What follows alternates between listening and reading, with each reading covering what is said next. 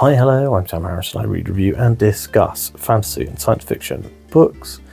Today, we are discussing chapter 62, I want to say? No, 61 of book 1 of The Wandering Inn, which I have finished earlier today. The action is really hotting up here. This is going to be a full spoiler discussion. By the way, I don't mention this every episode, but Wandering Inn is written by Pirate Arbor. It's a web serial.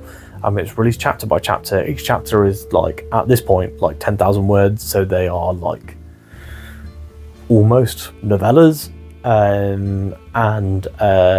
it's great. It's really well written, but you're very unlikely to be watching this video if you have not read 61 chapters of The Wandering Inn. So let's go.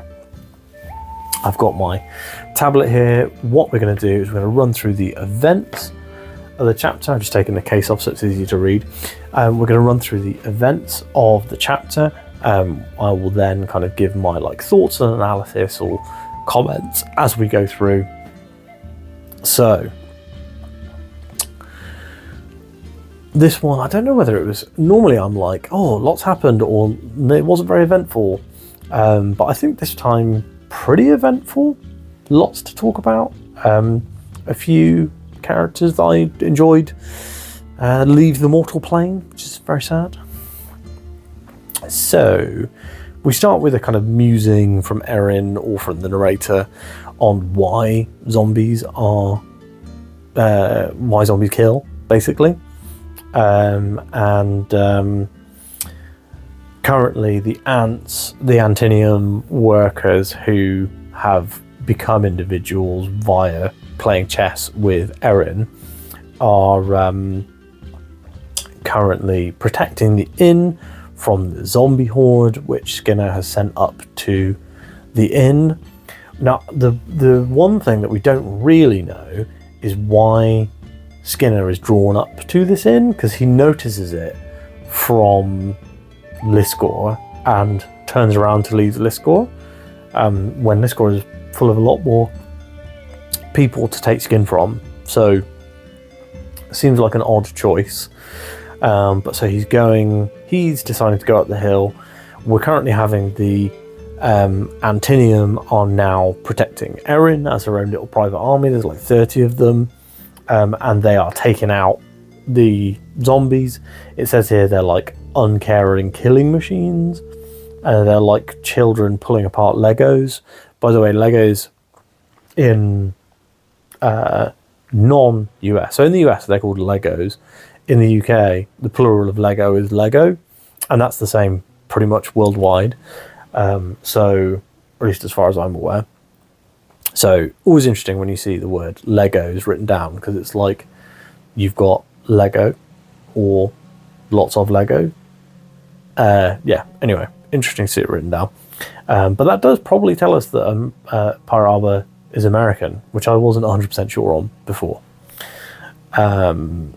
It felt quite likely based on how the book was written, the language that was used, the cultural references, but now it's probably pretty certain. If they're calling it Legos, it's probably American. Knight is kind of our main Antinium. He's the one that's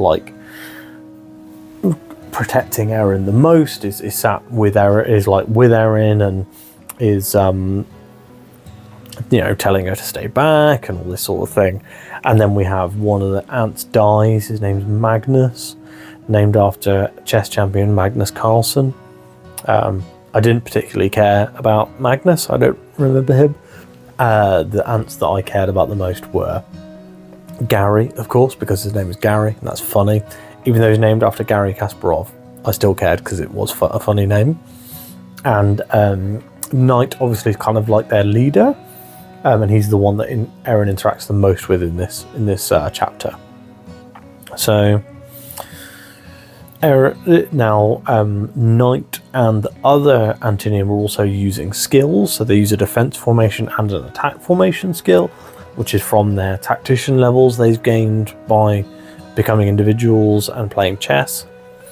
Erin is using her skill, so she's using Unerring Throw to throw the jars of acid which is pretty cool. And then the Tauren like comes out and helps the Antinium, and eventually the Antinium beat enough of the zombies that they go into retreat. And Erin's like, oh, how many have died here? 100? 200? And it felt like 1,000, which is interesting because she doesn't say that out loud. So that's not dialogue. She thinks that to herself, or the narrator thinks that. It seems like it's Erin's thought. But then Knight says 34. So she doesn't ask the question out loud, but Knight responds, which leads me to the theory that by individualizing these Antinium, Erin has like become like a de facto queen or something. Like she's kind of connected to them all, so they know when she needs something. Yeah, Knight talks about how what's going on with the zombies and they're attacking Liscor, and then she's like, oh wait, they came out of the ruins, what about the horns? And the Knight is like, sorry, the horns are all dead, and the only one that we know that got out was a woman in silver armor. And when Erin kind of like comes to the realization that's like, well, her friends are probably dead, she just pukes. Tauren brings us some water, she pukes it up again, she drinks some more. She's basically having panic attacks, she's puking, she's feeling horrible, she's feeling grief. And then the Antinium are like, yeah, 30,000 zombies are attacking Liscor, and the Watch is trying to fight them off. Then they notice that the zombies may have retreated, but they've retreated to a larger horde of zombies, and in the center of that horde of zombies is a white blob, and it's Skinner. We move over to Liscor, where we get a POV of Zevara, who is the captain of the city watch, the guards, and she's like, oh, we'd basically be done if it wasn't for Relk and Pisces, who have basically killed, hundreds, thousands of zombies, just the two of them. Pisces is just like switching them off, basically, like crushing all their bones, snapping their necks, killing them all, using spells. Even he's saying, he's using lower level spells, but still effective. Relk is then just like going ham on his spear, and he's just like taking everyone out, and he's incredibly powerful. Then Relk gets some Crypt Lord poison on him and has to fall back, and Zevara like gives him some potions, and they're talking about how it's very difficult, and Relk's like, oh, it doesn't make sense, they're not congregating in a single spot like zombies would, they're attacking us from all sides, like a real army would. Then Pisces comes back and he's like, oh, it's the skin creature, as long as it's around they're going to keep coming. And then they're like, they talk a little bit about how it's going for Erin, and he's like, oh, I can't keep casting forever, and the captain's like, you have infinite mana potions from me, like just keep going. And he's like, no matter how, I can take potion after potion, but eventually I'm going to become exhausted, and I must rest. Interesting.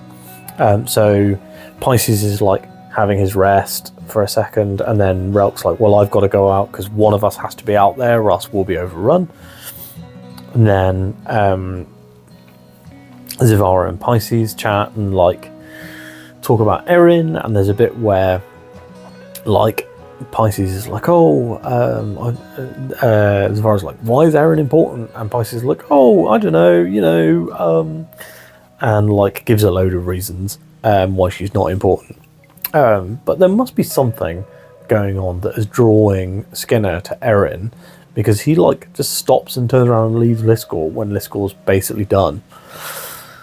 And then so there's some interesting stuff that goes on, and Pisces takes a load of the zombies out, and he's like, well, actually, like, he's like doing the maths, and he's like, there is no way, because he's a necromancer, he can sense exactly how many zombies are in the city, and he's like, there's just no way, like, we can't win.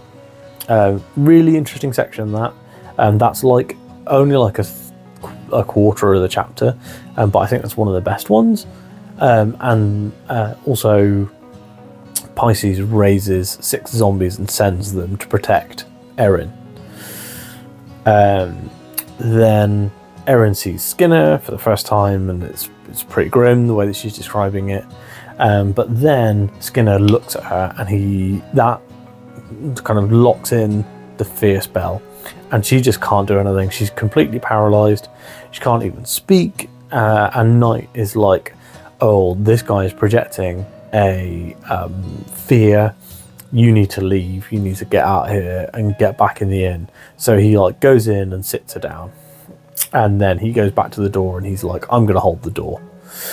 And then he basically shuts the door on her and is like, we're gonna take these guys out, you stay in there. Then we get a little bit of a POV from Rags, who's like, I want to go and help, but I know it's futile, so I'm not, but I want to go and help. And she talks about how her heart hurts, which is interesting. Then we get a bit from like Knight, who's standing POV, and standing POV, is standing in front of the door to the inn, and he's basically dying, he's being killed. One of the other knights is like, you're dying, and he goes, yes. And then he's like, protect her. Oh, it's Gary. He's the other knight he's talking to, and he's like, protect her, Gary. And then he talks about how he really desperately wants to play chess with Erin again, and then he dies. So Erin can like feel, she knows that they're dying. She can hear things from outside, such as, I have fallen, my arm has been torn off. Continue without me, protect her, please. And she's just feeling this like horrible fear, and then she uses her immortal moment.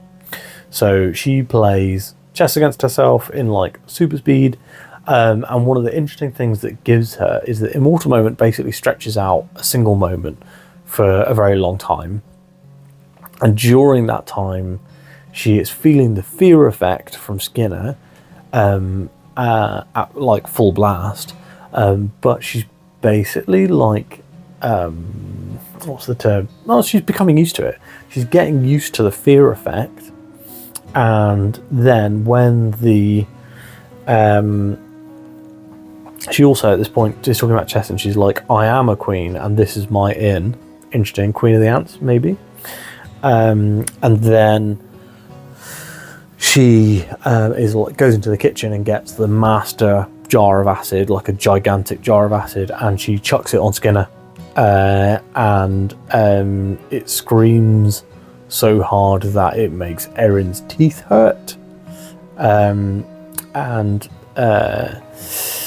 then Erin like takes the frying pan and runs in to fight zombies, and that's it. That's the end of the chapter. So really interesting chapter, this one. So we've got a really good use for immortal moment. So we've got immortal moment. We now know that it's perfect for things like this. We now know that immortal moment is perfect for things like what were we talking about? For things like becoming immune to something via exposure. And we've got all this sort of stuff that I think is really useful, really interesting, and really good uses for that skill, that talent skill. We've got Skinner maybe on the back rope, because the acid will just eat through the skin, just all the way through, and there's something going on in like the center of it, but I don't think we know enough yet. And then I don't think we know enough yet, but it does feel like Skinner is, if not on the way out, is in serious trouble. And Erin does not seem to be in serious trouble. Erin seems to be killing it right now. It being Skinner. Anyway, I really want to read the next chapter, so that's what I'm going to go and do.